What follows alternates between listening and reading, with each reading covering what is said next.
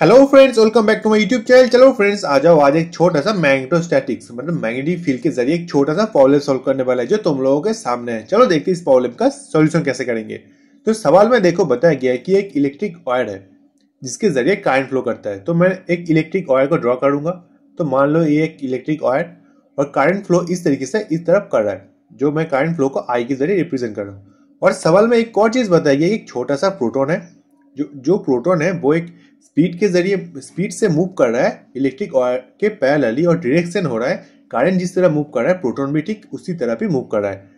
तो उसका वैल्यू भी ऑलरेडी सवाल में उसका वैल्यू बताया गया है, जो है 0.6 सी, जो है लाइट के स्पीड के इक्वल। तो मैं यहाँ पे कह देता हूँ कि यहाँ पे ऑब्वियसली रिलेटिविटी का इस्तेमाल हो सकता है, पर मैं यहाँ पे कुछ भी रिलेटिविटी का कोई भी इक्वेशन यहाँ पे इस्तेमाल नहीं करूंगा। सिंपली मैकेनिकल टूल्स के जरिए मैं यहाँ पे आपको कैलकुलेट करके बताऊंगा कि इलेक्ट्रिक वायर के जरिए प्रोटॉन के ऊपर क्या फोर्स अप्लाई हो रहा है, जिसकी वजह से जो मुझे बताया गया है सवाल में, जिसका मुझे सॉल्यूशन करना है। तो हम सभी जानते हैं लोरेंट्ज फोर्स यहाँ पे अप्लाई हो सकता है। तो एफ इक्वल हम सभी जानते हैं क्यू जो मैग्नेटिक चार्ज है वी इन क्रॉस बी, और बी जो है वेक्टर क्वांटिटी है। तो वेक्टर क्वांटिटी को हम लिख सकते हैं Q into V B sine theta. अब यहाँ पे ध्यान से देखो, जो थीटा जो है ना वो है वेलोसिटी, मतलब प्रोटॉन का जो वेलोसिटी भी है उसके डायरेक्शन के साथ मैग्नेटिक फील्ड का जो डायरेक्शन हो रहा है वो। तो अगर इलेक्ट्रिक वायर में से करंट फ्लो कर रहा है तो कॉक्स नियम के अनुसार मैग्नेटिक फील्ड देखो इस तरीके से जनरेट होगा।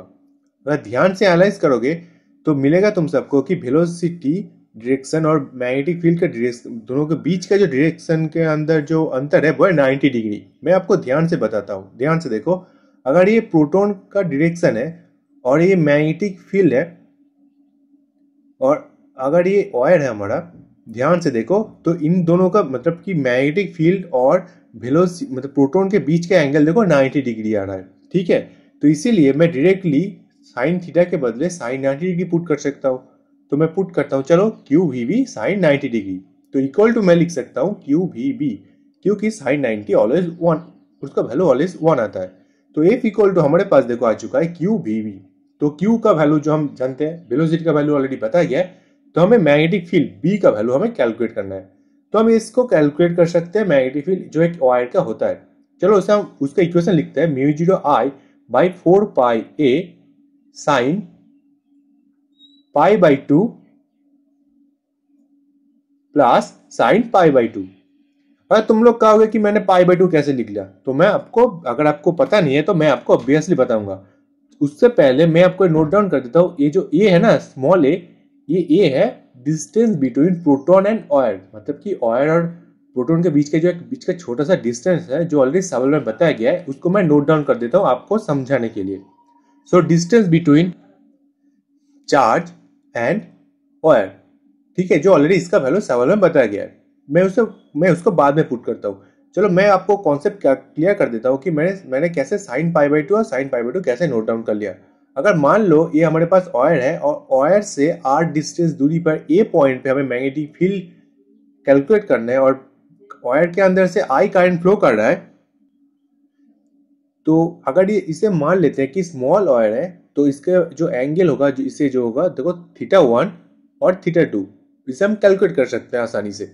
अगर ये स्मॉल वायर है तब तो इसका मैग्नेटिक फील्ड, मतलब इसका मैग्नेटिक फील्ड को मैं नोट करता हूँ बी ए के जरिए। इसका वैल्यू यहाँ पे देखो आ जाएगा mu 0 I by 4 pi r sine θ1 plus sine θ2। तो ध्यान से देखो, मैंने इसी इक्वेशन का इस्तेमाल किया है, पर θ1 और θ2 के बदले मैंने पाई बाई 2 पुट कर दिया है। ध्यान से देखो, यहाँ पे देखो θ1 और θ2 के बदले मैंने यहाँ पे डायरेक्टली पाई बाई 2 मतलब 90 डिग्री का पुट कर दिया है।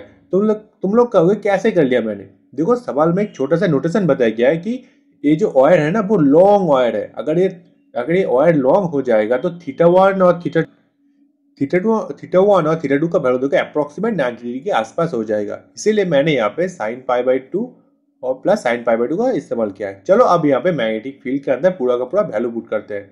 म्यू 0 का वैल्यू जो कांस्टेंट हम सभी जानते हैं 4 पाई इंटू 10⁻⁷। ओके, करंट का वैल्यू देखो 1 एम्पियर ऑलरेडी सवाल में बताया गया है, 1 बाई 4 पाई इंटू देखो E का जो वैल्यू है ऑलरेडी सवाल में सेंटीमीटर में है, तो मैंने इसे मीटर में कर लिया, तो 0.1 देखो 10 सेंटीमीटर सवाल में बताया गया है। और sine pi by 2 plus sine pi by 2 से देखो 2 वैल्यू आ जाएगा। तो मैग्नेटिक फील्ड का वैल्यू यहाँ से हम कैलकुलेट कर सकते हैं 2 इंटू 10⁻⁻6 टेस्ला। तो ये रहा हमारे पास मैग्नेटिक फील्ड का वैल्यू। तो हमें कैलकुलेट करना है कि प्रोटॉन के ऊपर कितना फोर्स प्ले हो रहा है इस मैग्नेटिक फील्ड के जरिए। तो मैं नोट डाउन कर लेता हूं, force on proton F equal to, देखो मैं लिख सकता हूं QVB। Q का जो वैल्यू है वो चार्ज वैल्यू जो हम सभी जानते हैं 1.6 इंटू 10⁻⁻19। वेलोसिटी का वैल्यू देखो बता चुका है सवाल में 0.6 into 3 into 10⁸ into magnetic field का जो वैल्यू है वो है जो हमने अभी कैलकुलेट किया 2 इंटू 10⁻⁻6 टेस्ला। अगर इसे कैलकुलेट करोगे तो फोर्स का वैल्यू तुम्हें मिल जाएगा। तो मैंने यहाँ पे ऑलरेडी कैलकुलेट किया है, तो फोर्स का वैल्यू अप्रोक्सीमेट जो है उसका वैल्यू है F equal to 5.76 into 10⁻⁻17 newton. So friends, ये रहा मेरी इस प्रॉब्लम का सॉल्यूशन। इसका मतलब ये होता है कि एक प्रोटॉन के ऊपर इतना फोर्स प्ले हो रहा है 1 एम्पियर करंट फ्लो होने की वजह से। तो मेरे ख्याल से तुम सबको समझ में आ चुका है कि मैंने कैसे सॉल्यूशन किया। अगर अच्छा लगा तो वीडियो को लाइक करना, चैनल को सब्सक्राइब करना मत भूलना। Have a good day.